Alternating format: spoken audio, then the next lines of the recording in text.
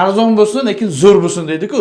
Aynan mana shu siz istagansiz. Kirib kelish faqat eshigini, yonboshini, polni apshat qilib berganmiz, eshiklarga podmos qilib turib. O'zi arzon eshik, ya'ni zastroychi qo'yib bergan eshik, lekin yonboshlarini shunaqa bogat ko'rinishga olib kelganimiz hisobiga arzon narsani ham qimmat bir effektni, klientlarimizning mijozlarini ko'pchilikni istagi.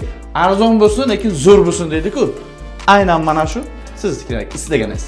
Kirishda faqat prixoshga qo'yib berganmiz. Bu yerda mebel, parda, gilam 100% olingan. Hammasi.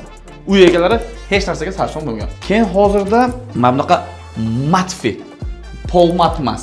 Pol matfini o'zi yoki pol glans emas, yoki glans emas. Matfini o'zi bilan sepilgan mebelimiz juda bogat ko'rinadi. Hozir oshxonani glansi sepganmiz, bu yerda lekin matfi sepganmiz. Ikkalasining farqini videoning pastiga ko'rsataman. Juda chiroyli lekin effekt beradi.